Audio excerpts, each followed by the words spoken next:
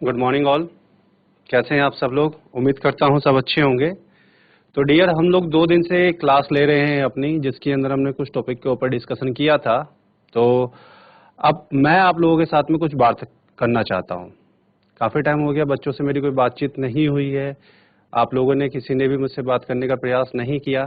तो आज मैं अपने आप से प्रयास करता हूं कि आप लोगों से बात की जाए। ठीक है, तो शुरुआत करेंगे हम लोग GGIC ऋषिकेश से पहले। तो GGIC ऋषिकेश, आप लोग अपना माइक ऑन कर लीजिए और बात करने के लिए तैयार हो जाइए। आइए सामने।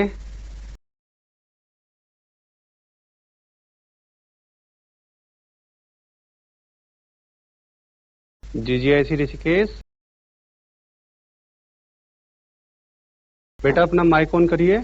चलिए, जब तक आप अपना माइक चेक करिए, हम बात करते हैं यहाँ पे GIC देवलधार। GIC देवलधार, बच्चे अपना माइक लीजिए। GIC देवलधार,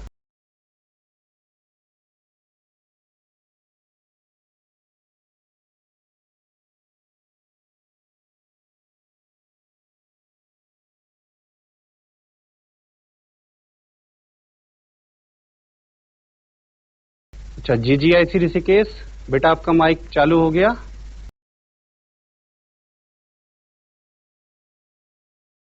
यदि हाँ तो हाथ खड़ा करके बताइए एक बार। आवाज आ रही? ओके, हाँ जी सर, आ रही है आवाज। तो आप GIC देवलधार से बात कर रहे हैं? Morning sir. गुड मॉर्निंग बेटा।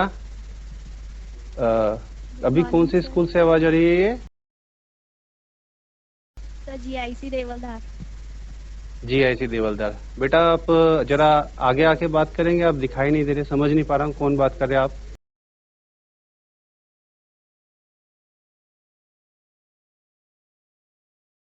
सर सिमरन। ओके बेटा, सिमरन, ठीक है। तो बेटा आप पहले दिन से क्लास ले रहे हैं?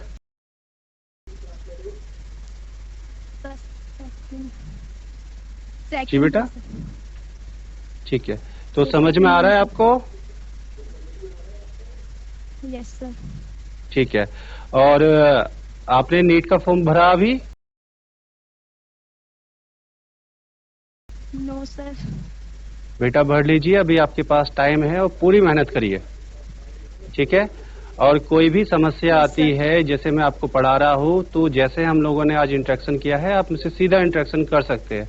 जरूरी नहीं है कि मैं ही आपके पास आऊँ, आप डायरेक्टली मुझसे यहाँ से हैंड रेज करवा के आप डायरेक्टली मुझसे बात कर सकते हैं। ये सभी स्कूलों के लिए है। जिसको कोई क्वेश्चन पूछना है वो सीधे पूछ सकता है, या फिर अगर एग्जाम में कोई हेल्प चाहिए या एग्जामिनेशन फॉर्म में कोई हेल्प चाहिए या किस तरह से कोई तैयारी करनी है उसके बारे में पूछना है, तो आप सीधे मुझसे संपर्क कर सकते हैं, ठीक है। और आज मैं आप लोगों को अपना नंबर देके जाऊंगा। अगर किसी को भी कोई क्वेरी होती है नीट के रिगार्डिंग या फिर आपके बायोलॉजी सब्जेक्ट के रिगार्डिंग जो मैं आपको पढ़ाऊंगा, तो आप डायरेक्टली मुझसे इस पर संपर्क कर सकते हैं, ठीक है। तो चलिए वापस आते हैं GIC ऋषिकेश के ऊपर। और बेटा आपका नाम सिमरन था ना, GIC देवधार से? Yes sir. चलिए, ऑल द बेस्ट। चलिए आज हम GIC मियाँवाला वालों से भी बात करते हैं। GIC मियाँवाला, बेटा एक बार अपना माइक ऑन करिए और कांटेक्ट करिए मेरे से, बात करिए। पीछे जो बालक बैठे हैं आप ही बात कर लीजिए, आगे आ जाइए।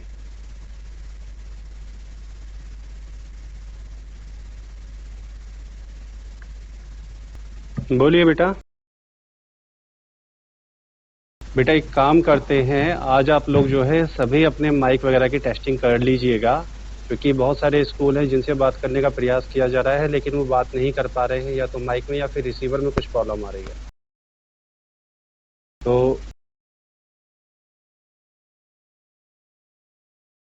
हम जो है फिर कल आप लोगों से, मतलब मंडे के दिन आप लोगों से एक बार फिर से बात करने का प्रयास करेंगे। तो तब तक आप लोग अपना ये जो प्रॉब्लम है इसको टीचर्स के साथ मिलकर सॉल्व करा लीजिए, ठीक है। और डरने वाली कोई बात नहीं बेटा, मैं आपसे कोई प्रश्न नहीं पूछूंगा जिससे आपको घबराहट हो कि सर पता नहीं क्या पूछ लेंगे, ऐसा कुछ नहीं पूछूंगा, ठीक है। बस ये है कि हम लोगों को भी अच्छा लगता है कि हम अपने बच्चों से बात करें जिनको हम पढ़ा रहे हैं। चलिए कोई नहीं, आज हम लोग शुरू करते हैं अपना टॉपिक। तो हम लोगों ने कल इसके अंदर डिस्कशन किया था अबाउट दी एसेक्सुअल रिप्रोडक्शन। तो पहले हम लोगों ने एसेक्सुअल रिप्रोडक्शन देखा था किसके अंदर, एनिमल्स के अंदर। उसके बाद हम लोग बात कर रहे थे इसमें एसेक्सुअल रिप्रोडक्शन इन प्लांट्स। तो प्लांट्स के अंदर हमने एसेक्सुअल रिप्रोडक्शन देखा था। अब हम उसको आगे कंटिन्यू करेंगे। जहां पे मैंने आपको कल लास्ट बताया था, तो लास्ट में मैंने आपको स्पोरुलेशन बताया था, जिसके अंदर कोनिडिया का फॉर्मेशन मैंने आपको बता दिया था, और जो आपके स्पोरेंजियोस्पोर्स होते हैं या फिर जो जू स्पोर्स थे उनके बारे में मैंने आपको बता दिया था। अब उससे आगे बढ़ेंगे, चलते हैं अपने स्मार्ट बोर्ड की तरफ, जिसमें आगे की चीजों को हम लोग समझेंगे। तो जो भी आपको डायग्राम से मैं समझा रहा हूं, उनको आपने डायग्राम को बहुत साफ साफ नोट करना है, और जिस तरह से मैं समझा रहा हूं उस तरह से नोट करना है, और बाद में एक बार अपनी एनसीईआरटी पढ़ के उसके साथ उसको रिवाइज कर लेना है। आपका टॉपिक आप कभी नहीं भूलेंगे, ठीक है। तो हम बढ़ते हैं आगे, इसके अंदर चलते हैं अपने स्मार्ट बोर्ड की तरफ, जहां पर देखेंगे आगे की प्रोसेस कि रिप्रोडक्शन में और क्या क्या होता है। तो डियर, हम लोग इसके अंदर कल तक जो है आपका बात कर चुके थे। यहाँ पर हम लोग एसेक्सुअल रिप्रोडक्शन इन प्लांट्स, जिसके अंदर हम लोगों ने कुछ चीजों के ऊपर बात की थी, जहां पर मैंने आपको स्पोर्स का फॉर्मेशन बताया था, जिसमें आपके स्पोरेंजियोस्पोर्स मतलब जू स्पोर्स के बारे में मैंने आपको बता दिया था, साथ में मैंने आपको कोनिडिया के बारे में बता दिया था। अब हम देखेंगे आगे बडिंग के बारे में। जो बडिंग होती है वो क्या होती है, किस प्रकार से होती है, ठीक है। तो हमारा जो है यहाँ पर थ्योरी पे फोकस कम रहेगा, कॉन्सेप्ट समझने पे फोकस ज्यादा रहेगा, ठीक है। थ्योरी तो आपकी एनसीईआरटी में भी दी हुई है, हम मेनली यहाँ पर कॉन्सेप्ट को समझेंगे। कॉन्सेप्ट क्या होता है पीछे का, कॉन्सेप्ट समझ में आ गया तो सब कुछ समझ में आ गया। तो अब हम यहाँ पे देखते हैं पहले आपका कि जो बडिंग है वो क्या होती है, किस प्रकार से होती है, ठीक है। तो नेक्स्ट है हमारा टॉपिक, इसके अंदर दो मैंने कल आपको बता दिए थे, नेक्स्ट होगा बडिंग। बडिंग यहाँ पर पादपों में, जंतुओं में भी मैंने आपको बताई थी, अब पादपों की हम बात करें। पादपों में बडिंग मतलब मुकुलन, कि जो मुकुलन है वो किस प्रकार से होता है उसको हम समझेंगे। तो यहाँ पे एक एग्जाम्पल लेके चलते हैं ईस्ट का। ईस्ट मतलब खमीर का। हमारे पास एक कोशिका होती है ईस्ट की, देखिए इस प्रकार से ईस्ट हमारा होता है संरचना में, इस प्रकार से ये ईस्ट है, ठीक है। और ईस्ट के अंदर बाहर की तरफ तो कोशिका भित्ति उपस्थित रहेगी, और अंदर की तरफ क्या प्रेजेंट रहेगी, हमारी प्लाज्मा मेम्ब्रेन या फिर प्लाज्मा लेमा, ठीक है।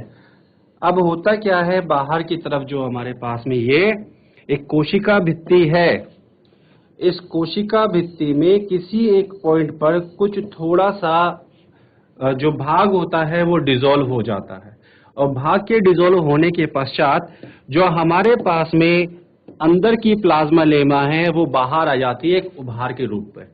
जब वो बाहर की तरफ आती है तो वहां पर कुछ इस प्रकार की संरचना हमें देखने को मिलती है। देखिए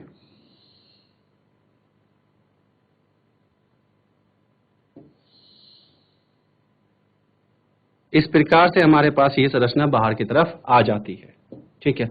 और इसके अंदर क्या प्रेजेंट रहेगा, वही हमारी सेल मेम्ब्रेन या प्लाज्मा मेम्ब्रेन आप कह सकते हैं। इस तरह से ये पूरे में फैली रहेगी इसमें, जो कि इसके जो जैव द्रव्य है उसको घेरे रहती है। और उसी के साथ साथ यहाँ पर जो उपस्थित हमारा केंद्रक है, ये केंद्रक विभाजित होना शुरू हो जाता है। केंद्रक क्या होगा, विभाजित होना शुरू हो जाता है, और अपनी एक कॉपी को इस बड के अंदर ट्रांसफर करना शुरू कर देता है।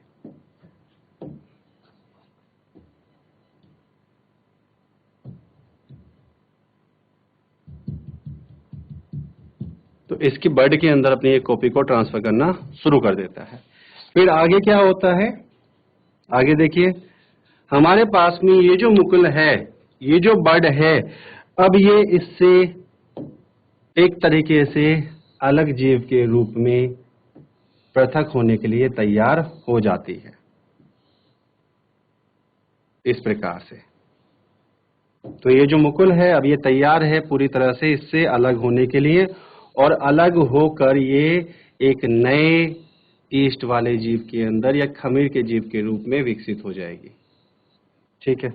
तो ये था हमारा मुकुलन, बहुत आसान होता है।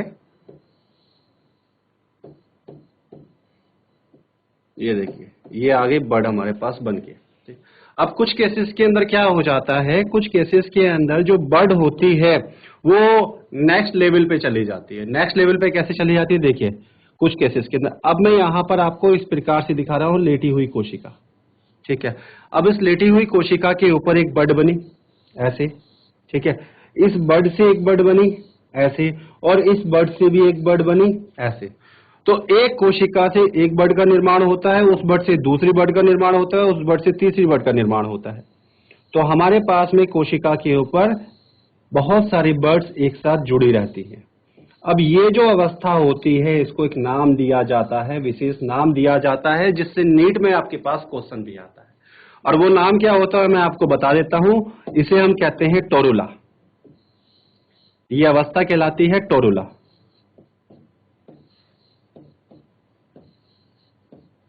इस तरह से हमारे पास बड्स जुड़ जाती है। तो अब सबका नाम देख लेते हैं हम क्या क्या चीजें हैं। तो ये क्या है हमारे पास, ईस्ट सेल, ठीक है। ईस्ट मतलब खमीर की कोशिका, ठीक है। ये क्या बना है इसके ऊपर, बड, ठीक है। ये क्या हो रहा है, यहां हो रहा है न्यूक्लियर डिवीजन, केंद्रक विभाजन। न्यूक्लियर डिवीजन मतलब बेटा केंद्रक विभाजन, यहां पर न्यूक्लियर का डिवीजन हो रहा है, केंद्रक का विभाजन हो रहा है। और यहां पे क्या बन के आई है, ये है मदर ईस्ट सेल, ये है मदर ईस्ट सेल। और ये क्या है, ये बनी डॉटर बर्ड, ये बनी डॉटर बर्ड, ठीक है। ऐसे ही यहां पर है, ये क्या है, ये है मदर सेल, ठीक है। और ये क्या है, ये है डॉटर बर्ड्स, ये है डॉटर बर्ड्स। और ये जो अवस्था है नीचे वाली, मैं आपको ऐसे दिखाता हूं इसको। ये जो अवस्था है ये किसको प्रस्तुत करती है, ये अवस्था प्रस्तुत करती है टोरुला स्टेज या टोरुला अवस्था, टोरुला स्टेज या टोरुला अवस्था। तो ये है हमारा बडिंग। तो मुकुल में क्या होता है, जिस प्रकार से जंतु के अंदर हमारे पास एक बड का निर्माण होता है, वैसे ही हमारे पादपों में भी एक बड का निर्माण हो जाता है। और यहां पर एक अवस्था देखने को मिल सकती है जिसको हम बोलते हैं टोरुला स्टेज, ठीक है। तो ये हुआ आपका पादपों का बडिंग। अब चाहें तो आप इसको हिंदी में 2 लाइनें लिख सकते हैं इसमें, ठीक है। मैं आपको बता देता हूं। तो पहले ये बताइए डायग्राम बना लिया, यदि हां तो हाथ खड़ा करके बता दीजिए।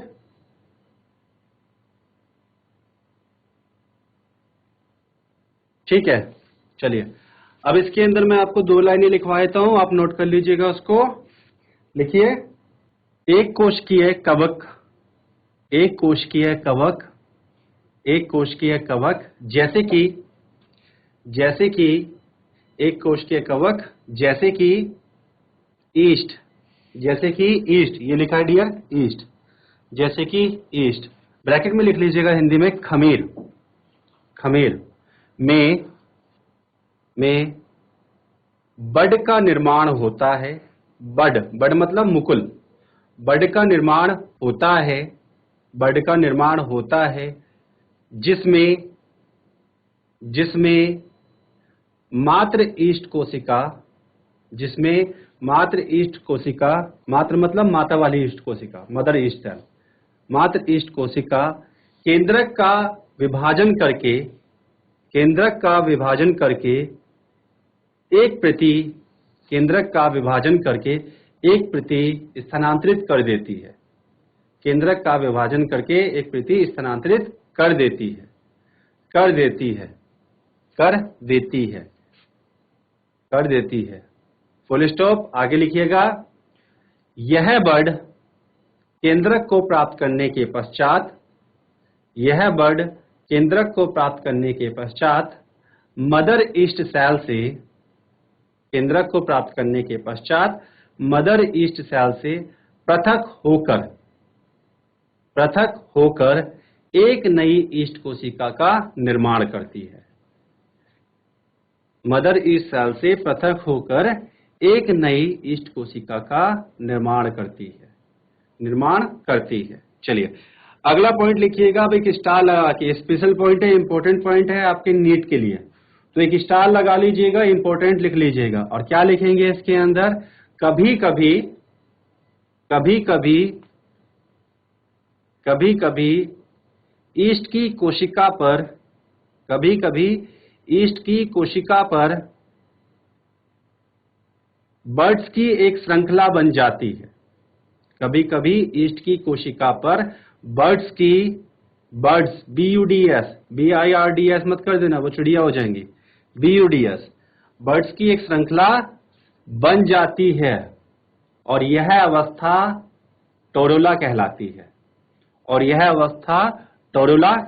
है। ये लिखा है टोरुला, ये हमारे पास टोरुला लिखा है, यह अवस्था टोरुला कहलाती है। तो ये था बडिंग। अब बडिंग के बाद हम आगे बढ़ते हैं डियर इसके अंदर नेक्स्ट की तरफ, और नेक्स्ट आता है आपका vegetative reproduction. Vegetative reproduction in plants.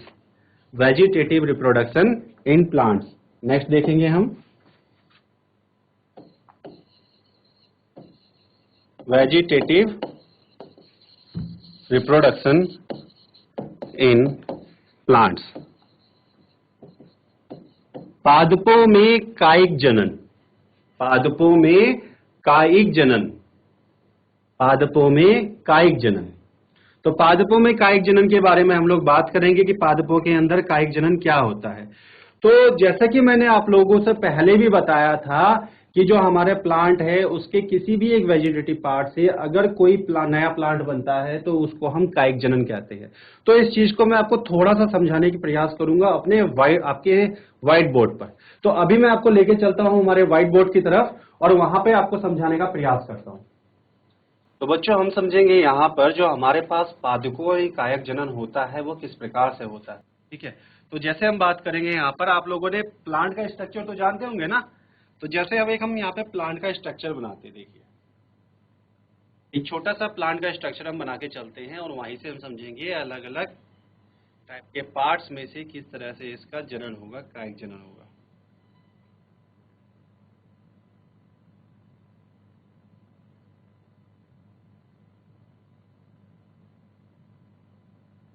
तो यहां से हम चीजों को समझने का प्रयास करेंगे।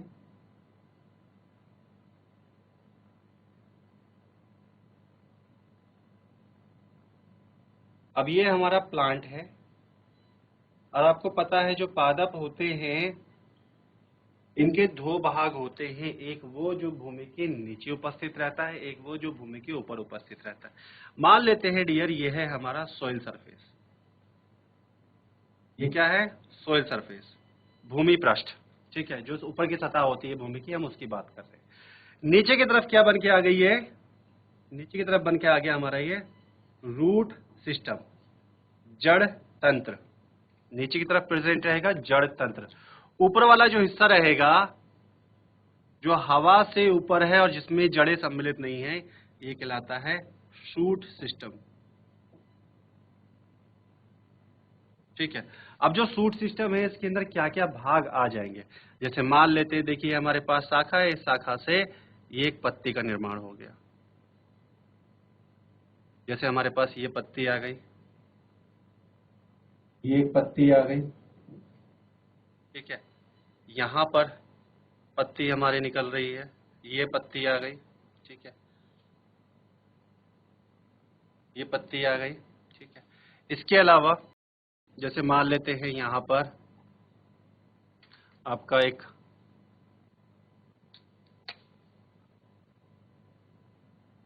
ये फ्लावर का निर्माण हो गया। ठीक है, और जैसे मान लेते हैं यहां पर आपका पुराना भाग है, ये एक फ्रूट का निर्माण हो गया। ठीक है, तो ये हमारे पास में पादप के बहुत सारे भाग हैं। ठीक, अब इसके अंदर कुछ चीजों पर हम ध्यान देंगे।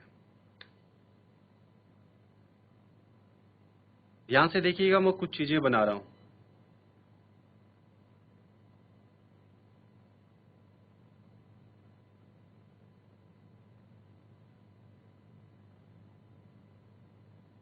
ठीक है, अब ये क्या है इनके बारे में हम जान लेते हैं। ये हो गया हमारा क्या? लीफ मतलब पत्ती। ये क्या हो गया? फ्रूट मतलब फल। ये क्या हो गया? स्टेम। ठीक है, ये हो गया स्टेम। ये क्या हो गया? फ्लावर मतलब पुष्प। अब ये जो इस पे रेड कलर की मैंने आपको दिखाई है, ये और ये क्या है? ये कहलाती हैं बर्ड्स। ये कहलाएंगी बर्ड्स, एक्सिलरी बर्ड्स कहलाती हैं, क्योंकि ये जो पत्ती है इसके अक्ष में उपस्थित है, ये एक्सिलरी बर्ड्स कहलाती है। ठीक है। अब जो हमारे पास प्लांट है, जहां पर ध्यान से देखिएगा, ये जो पॉइंट है जहां पर ये शाखा निकल रही, जैसे मैं इसको ऐसे दिखाऊं, ये जो पॉइंट है जहां पर इसमें शाखा निकल रही है, या फिर जहां पर ये पत्तियां बन रही है, तने के वो भाग जहां पर पत्तियां बनती है, शाखा निकलती है, हम उसको क्या नाम देते हैं? ये कहलाता है नोड। ठीक है, ये भी क्या कहलाएगा आपका? नोड। अब दो नोड के बीच वाला जो हिस्सा है, ये क्या कहलाएगा? इंटरनोड। इंटरनोड। आपको हिंदी में नोड बताया जाता है पर्व, और जो इंटरनोड है वो बताया जाता है पर्व संधि। तो ये बना पर्व, ये बना पर्व संधि।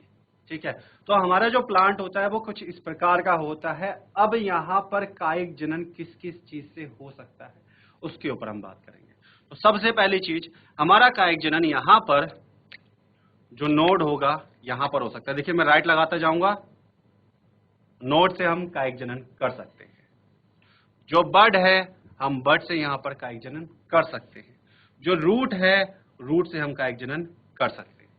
तो ये हमारे पास कुछ भाग है जहां से हम कायिक जनन कर सकते हैं। कुछ पादपों में जो पत्तियां होती हैं, यहां से भी कायिक जनन हो जाता है। ठीक है। मैं यहाँ पे फल को सम्मिलित नहीं करता, क्योंकि अगर मैं फल को सम्मिलित करूंगा तो वो लैंगिक जनन हो जाएगा, क्योंकि जो फ्रूट बना है ये सेक्सुअल रिप्रोडक्शन की वजह से बना है, और जो फ्लावर है हमारा, ये भी सेक्सुअल रिप्रोडक्शन के लिए है। तो ना तो हम यहाँ पे फ्लावर की बात करेंगे, ना ही हम यहाँ पे फ्रूट की बात करेंगे, क्योंकि both are the structure for sexual reproduction.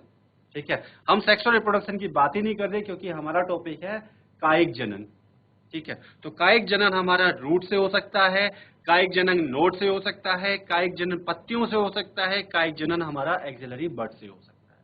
तो ये कुछ हमारे पास में भाग रहते हैं। जैसे आप लोगों ने देखा होगा, जो पोटैटो है, कहते हैं ना पोटैटो के ऊपर आंख पाई जाती है, तो बेसिकली वो जो आई लाइक स्ट्रक्चर होता है वहां पे भी बड प्रेजेंट रहती है। जैसे यहाँ पे क्यों? क्योंकि पोटैटो क्या है? पोटैटो जड़ नहीं होता, याद रखिएगा, पोटैटो जड़ नहीं होता, ये एक तना होता है, ये अंडरग्राउंड मॉडिफाइड स्टेम होता है, ये जड़ नहीं होता। ठीक है। इसी प्रकार से जैसे आप लोगों ने देखा हो, गन्ने की खेती की जाती है, तो जो गन्ने की खेती होती है, तो गन्ने की खेती के लिए क्या यूज किया जाता है?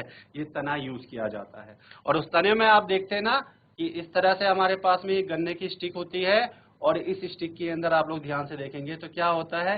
जो नोड होता है, गन्ने की खेती के दौरान जो नोड होता है, ये आपका नोड बन के आ गया, जिनकी वजह से कंपार्टमेंट बने रहते हैं ना, जो नोड होता है, इस नोड पर यहाँ पर एक छोटी सी ऐसी उभरी हुई संरचना होती है, इस प्रकार से।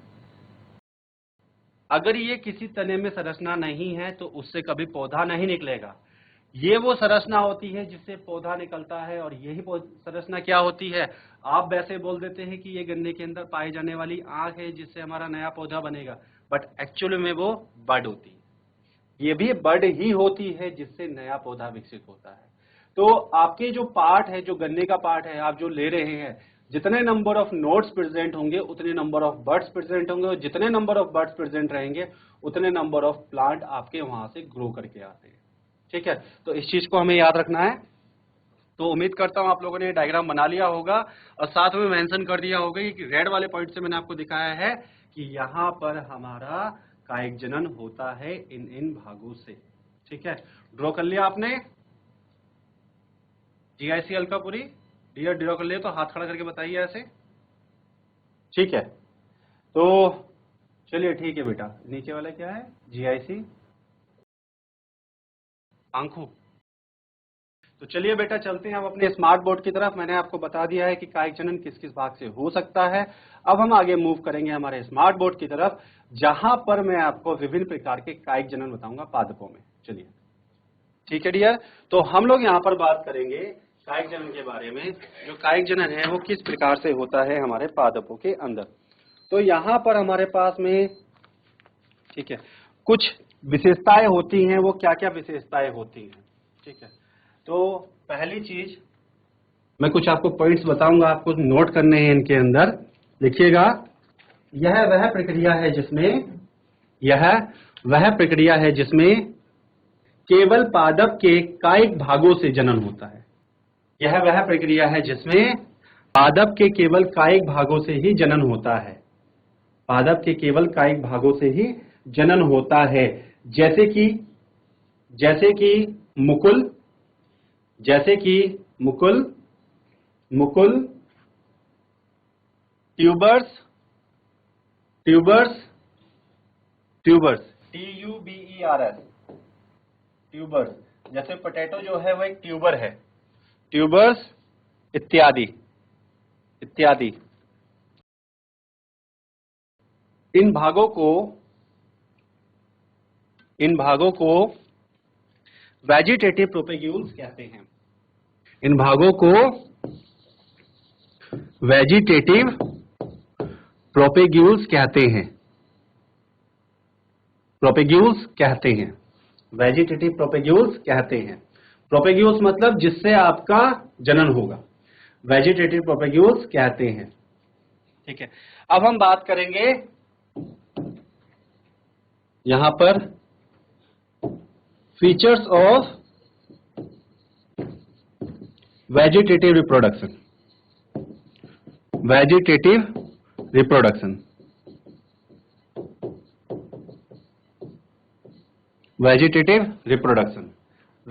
रिप्रोडक्शन की विशेषताएं। क्या क्या विशेषताएं होती हैं, हम उसको बात कर लेते हैं। तो पहला था, इसके अंदर बात कर लेते हैं सिंगल पेरेंट। यहां पे जो जनन होगा वो एक पेरेंट के माध्यम से होगा। पहला काम सिंगल पेरेंट है यहां पे। ठीक है, इसके अलावा यहां पे मिलते हैं मल्टीपल प्लांट एक छोटे समय में। छोटे से समय में बहुत ज्यादा प्लांट बन जाते हैं आपके पास में, और ये क्या बना जाएंगे एक दूसरे के, ये सारे कहलाते हैं एक दूसरे के क्लोन्स। क्यों कहलाएंगे क्लोन्स? क्योंकि आपको पता है लैंगिक जनन नहीं हो रहा। अगर लैंगिक जनन नहीं हो रहा है तो हमारे जो पादप बनेंगे वो एक दूसरे के क्लोन होंगे। ठीक है, और इसके अलावा पादप की प्रजाति के या वैरायटी के जितने लक्षण हैं वो हमेशा प्योर बने रहते हैं। इसमें सभी कैरेक्टर्स हमेशा प्योर रहते हैं। सभी कैरेक्टर प्योर रहते हैं।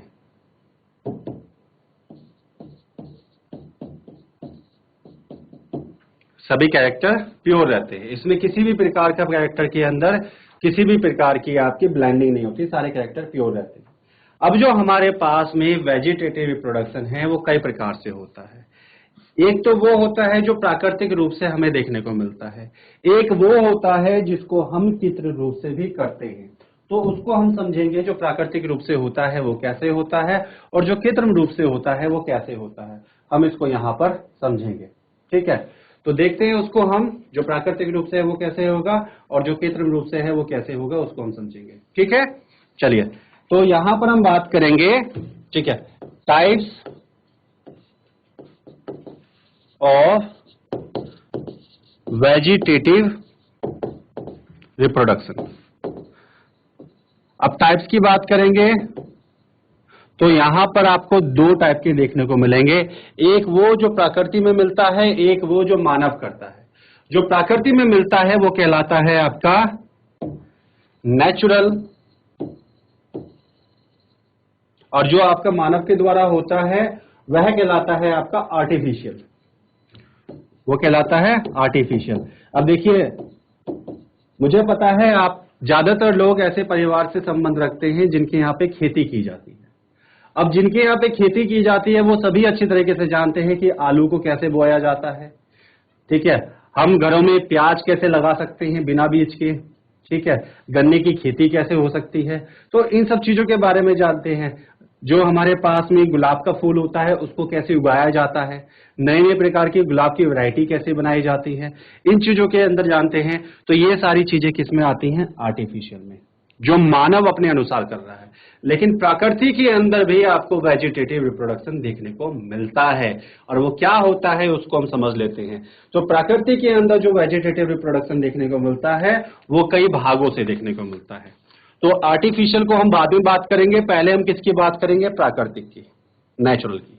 पहले हम बात करेंगे यहाँ पे नेचुरल की। तो नेचुरल क्या होता है, ठीक है, तो हम क्या बताते हैं, नेचर में पादप के कई भागों से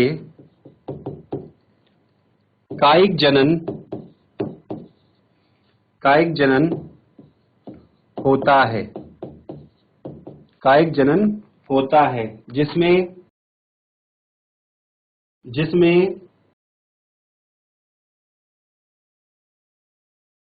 जिसमें मुख्य रूप से स्टेम के रूपों द्वारा होता है,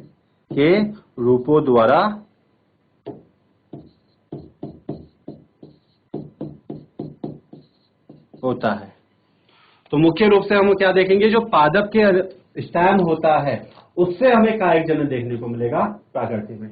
तो मैंने आपको डायग्राम में दिखाया था ना कि हमारे स्टेम के पास में बहुत सारे पार्ट है जहां पर हम लोग कायिक जनन कर सकते हैं। ठीक है, अब उसी के अंदर हम देखते हैं कि किस किस प्रकार से होता है। ठीक है, चलिए अब चलते हैं, एक एक करके देख लेते हैं सभी को। तो सबसे पहले हम बात करेंगे यहाँ पे किसकी, स्टेम की ही। तो स्टेम के अंदर किस प्रकार से हमारा ये जनन होगा, चलिए तो बढ़ते हैं इसमें आगे और एक एक करके देखने का प्रयास करते हैं। ठीक है, तो ये नोट कर लिया आप लोगों ने, यदि हाँ तो हाथ खड़ा करके बता दीजिए, GIC मटकोट। ठीक है, चलिए अब हम आगे बढ़ते हैं इसके अंदर। तो जैसे हम बात कर रहे हैं यहाँ पे तने के भागों से, तो सबसे पहला हम देखेंगे यहाँ पर अंडरग्राउंड स्टेम। अंडरग्राउंड स्टेम, भूमिगत तना। तो जो भूमिगत तना होता है उसमें किस प्रकार से हमारा यह जनन होता है। ठीक है, तो आप इसको हिंदी में लिखिएगा कि पादप के भूमिगत तना, पादप का भूमिगत तना लिख लीजिएगा, क्योंकि मैं आपको डायग्राम बना के दिखाऊंगा खाली। पादप का भूमिगत तना कई प्रकार से कायिक जनन में भाग लेता है। पादप का भूमिगत तना कई प्रकार से कायिक जनन में भाग लेता है। सबसे पहले हम बात कर लेते हैं, यहां पर हमारे पास टाइप आ जाता है स्टेम ट्यूबर। फर्स्ट हम देख लेंगे स्टेम ट्यूबर। जो स्टेम ट्यूबर होता है, इसमें अगर एग्जांपल की बात करूं तो जैसे आ गया मेरे पास पोटैटो, ये हो गया पोटैटो, आलू के अंदर किस प्रकार से हमारा कायिक जनन होता है उसको देख लेते हैं। तो आपके घरों में, सबके घरों में आलू खाया जाता है।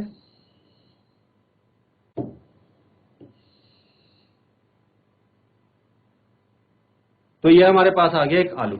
ठीक है, अब इस आलू के अंदर कुछ संरचनाएं होती हैं जिसकी वजह से हमें ये जनन देखने को मिलता है। तो जैसे हम बात करते हैं इस आलू की,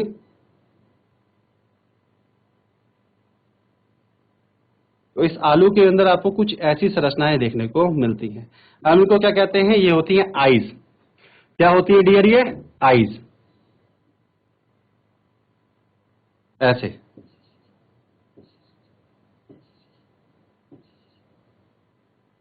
ये हमारे आलू पे पाए जाने वाली आईज होती हैं। और आपने देखा होगा इन्हीं आईज से ही एक आपको छोटा सा हरे रंग का उभरी हुई भाग दिखाई देता है, जैसे देखते हैं ना इस तरह का। तो कुछ इस तरह का हमारे पास संरचना विकसित हो जाती है इन्हीं आईज से।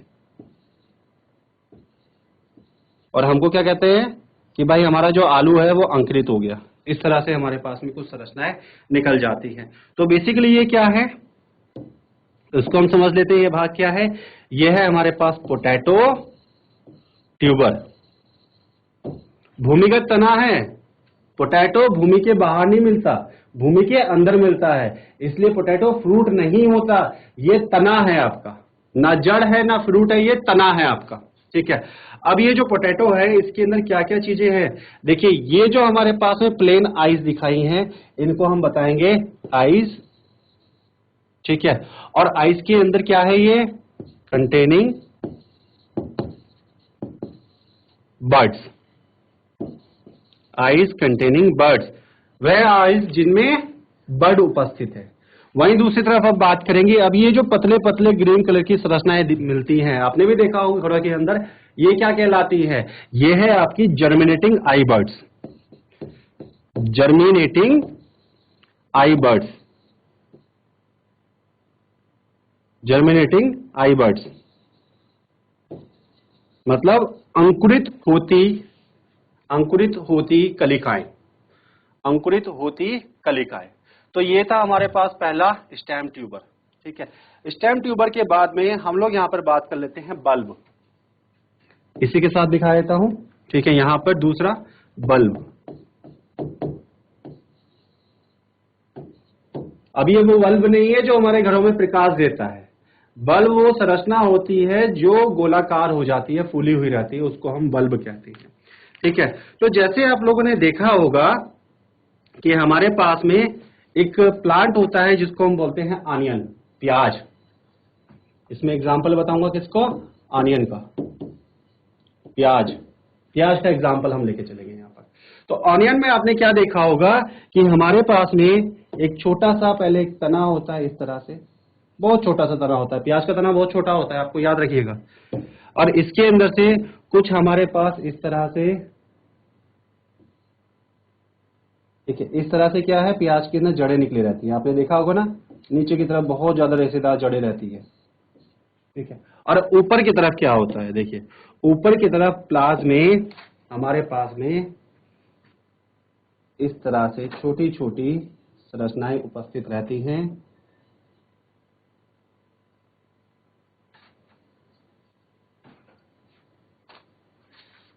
छोटी छोटी ये संरचनाएं उपस्थित रहती हैं और यही संरचना जो होती है बड़ा विशाल रूप ले लेती है और हमारे पास ये प्याज बन के आ जाती है इस तरह से। ठीक है, और ये जो प्याज है हमारी, इस प्याज में आपने देखा होगा ये जो पत्तियां हैं, इन्हीं पत्तियों से लंबी लंबी हरी संरचना निकल जाती है। ठीक है, और ये होता है हमारे पास बल्ब। ठीक है, अब ये जो बल्ब है इसके अंदर क्या है, यहां पर ये प्रेजेंट है हमारी फ्लैशी लीव्स। ये क्या है, फ्लैशी लीफ, मतलब यहाँ पे क्या है, ये मासल पत्ती है ये, और इसी मासल पत्ती में ऊपर की तरफ से क्या निकलती है, ये ग्रीन लीफ। ठीक है, और ऐसे में अगर आप इस प्याज को बो देते हो तो वहां पर ये जो प्याज है ये आपका नया प्लांट बना लेती है। ठीक है, तो ये बहुत आसान होता है इसको समझना। तो ये भी हमारे पास में एक प्रकार का कायिक जनन था जिसको हमने प्याज के एग्जाम्पल के रूप में दर्शाया है। ठीक है, अब डियर हम नेक्स्ट बात करेंगे, यहां पर आपका अगला होता है कॉर्म। तो जो कॉर्म है वो किस प्रकार का होता है उसको हम देखते हैं। ठीक है, चलिए फिर हम देखते हैं कॉर्म को। तो आपने ड्रॉ कर लिया ये सबने, यदि हाँ तो हाथ उठा करके बताइए। ठीक है, चलिए अब हम बात करेंगे नेक्स्ट, यहां पर अगला होता है हमारे पास कॉर्म। तो जो कॉर्म होता है उसके अंदर हमारे पास एग्जाम्पल आ जाएगा अरबी, कॉर्म में एग्जाम्पल आ जाएगा अरबी। तीसरा हो गया हमारे पास कॉर्म, कॉर्म, और कॉर्म के अंदर एग्जाम्पल आ जाता है किसका, अरबी का। ठीक है, और इसको हम नाम देते हैं कोलोकेशिया। एग्जाम्पल आ जाएगा यहां पर हमारा कोलोकेशिया। ठीक है, हिंदी में बताएंगे हम इसको अरबी। ठीक है, अरबी का एग्जाम्पल लेके हम चलेंगे यहाँ पे। अब कोलोकेशिया के अंदर क्या होता है, आपने देखा होगा हमारे पास में एक संरचना होती है, वो किस प्रकार से होती है, देखिए एक ऐसा राउंड सा ये रहता है उपस्थित, और इसी राउंड से पे कुछ गोल गोल और राउंड राउंड उपस्थित रहते हैं। एक सेकेंड, ऐसे उपस्थित रह जाएगा, इसके ऊपर इस तरह से उपस्थित रह जाएगा। तो इस तरह से हमारे पास ये उपस्थित रहता है और यहां पर आपको बहुत सारी छोटी छोटी पत्तियों की पूरी एक श्रृंखला मिल जाती है।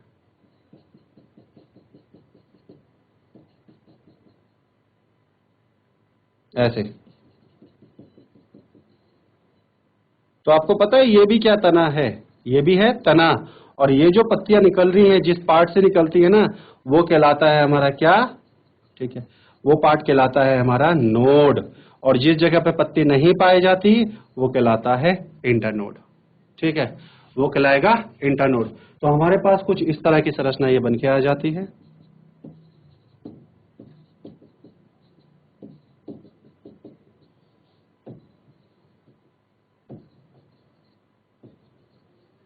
तो ये है अरबी, और अरबी के अंदर आप लोगों ने देखा होगा यहां पर कुछ ग्रीन कलर की छोटी छोटी बर्ड्स बन जाती हैं। देखा होगा ना इस तरह से, इन पे ग्रीन कलर की छोटी छोटी बर्ड्स बन जाती हैं। ठीक है, और यही किस्म भाग लेती हैं, यही भाग लेती हैं आपकी कायिक जनन में। आप इसको बनाने के लिए, उगाने के लिए आप इसका एक छोटा सा हिस्सा काट सकते हैं। मान लीजिए से आपको उगाना है तो हमने इसको काट के यहां से अलग कर दिया, उसको बो दिया, एक नया प्लांट बन जाएगा। ठीक है, तो ये आ गया हमारा किसके अंदर, कॉर्न के अंदर एग्जाम्पल। कॉर्न के बाद हम देखेंगे नेक्स्ट नाम आ जाएगा हमारे पास राइजोम। अगला नाम आ जाता है राइजोम्स। राइजोम्स, अब राइजोम्स के अंदर किसका नाम आ जाएगा, राइजोम्स के अंदर नाम आ जाता है आपका, जैसे अदरक हो गया, जैसे हल्दी हो गई। आपने देखा हो ना अदरक और हल्दी, ठीक है, उनका आपने स्ट्रक्चर देखा होगा, तो उनका इसमें नाम आ जाता है। जैसे हम लेके चल लेते हैं यहाँ पे एग्जाम्पल, आपके पास में आ जाता है यहाँ पर राइजोम में, जैसे जिंजर है, ठीक है, जैसे टर्मरिक है, ठीक है, जैसे बनाना है, जैसे बनाना है, एटसेट्रा।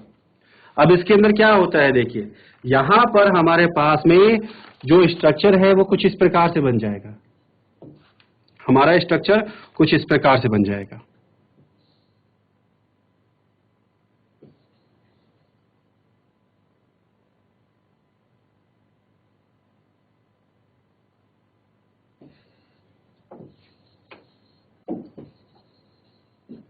इस प्रकार से हमारे पास स्ट्रक्चर बन जाता है।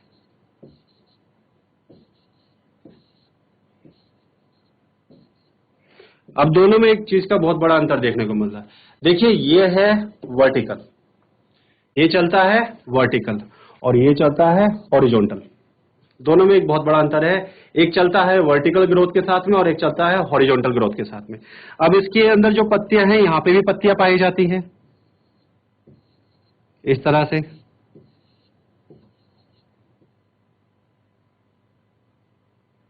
इसमें भी इस तरह से पत्तियां पाई जाती हैं। ठीक है, तो आप देखते हैं ना जो अदरक को हमें छीलना पड़ता है, तो बेसिकली उसमें क्या होता है, वो उसकी पत्तियां ही होती हैं, और कहां से निकलती हैं, वो उसकी नोट से। और इसके बाद आप देखेंगे जो हमारे पास अदरक होता है, यहां पर छोटी छोटी यहां पर प्रेजेंट रहती हैं कुछ बर्ड्स, और अगर आप इसको बो दोगे तो इन बर्ड से एक नया प्लांट बन जाएगा। ठीक है, अब देख लेते हैं इसमें क्या क्या चीजें हैं। तो सबसे पहली चीज हमारे पास में ये जो पार्ट है, जैसे हम इधर से दिखा दे या फिर इधर से दिखा दे, ये क्या है, ये है scaly leaves. Scaly leaves, scaly leaves का मतलब क्या हुआ, कटीली पत्तियां। ठीक है, आपने देखा ना पत्तियां थोड़ी सी हार्ड होती हैं इसकी, तो ये कटीली पत्तियां हो जाती हैं। अब इसके अंदर वो पार्ट जो कि हमारा, जैसे इसको थोड़ा सा हम पतला कर देते हैं, ठीक है, अब इसके अंदर वो पार्ट, जैसे ये हमारा प्लेन है, ठीक है, और यहां पर भी ये वाला पार्ट प्लेन है, तो जो प्लेन पार्ट होता है वो क्या कहलाता है, ये कहलाएगा इंटरनोड। इंटरनोड मतलब पर्व संधि, यह कहलाएगा पर्व संधि। ये जो हरे रंग का पार्ट दिखाया मैंने यहां पर, ये जो येलो कलर का पार्ट दिखाया है यहां पर, ये क्या कहलाएंगे, ये कहलाएंगे बर्ड्स। ये कहलाती है बर्ड्स। ठीक है, और ये भाग जहां से हमारी ये पत्तियां निकल रही हैं, जैसे ये वाला भाग जहां से पत्ती निकल रही है या फिर ये वाला भाग जहां से पत्ती निकल रही है, ये क्या कहलाते हैं? ये कहलाते हैं नोड्स, पर्व। ये कहलाती है नोड्स मतलब पर्व। तो ये था हमारे पास में, मैंने आपको बता दिया वेजिटेटिव रिप्रोडक्शन के बारे में। ये तीसरा था, ये है चौथा। ठीक है, तो आज हम लोग अपने लेक्चर को यहीं समाप्त करेंगे। अगर आप में से बेटा किसी का कोई प्रश्न है तो आप वो मुझसे डायरेक्टली पूछ सकता है, कोई प्रॉब्लम नहीं है। ठीक है, आप चाहे तो आप मुझसे सीधे बात भी कर सकते हैं, वार्तालाप कर सकते हैं, जैसे सुबह हम लोगों ने प्रयास किया था, या आप मुझसे चैट के माध्यम से भी पूछ सकते हैं। अगर कोई बालक मुझसे बात करना चाहता है तो वो हैंड रेज के माध्यम से मुझसे बात कर सकता है। अगर कोई प्रश्न है तो आप मुझसे चैट के माध्यम से भी पूछ सकते हैं। तो सभी को समझ में आया आज का टॉपिक जीआईसी सुमादी? बेटा आप लोगों को समझ में आया? यदि हाँ तो हाथ खड़ा करके बताइए।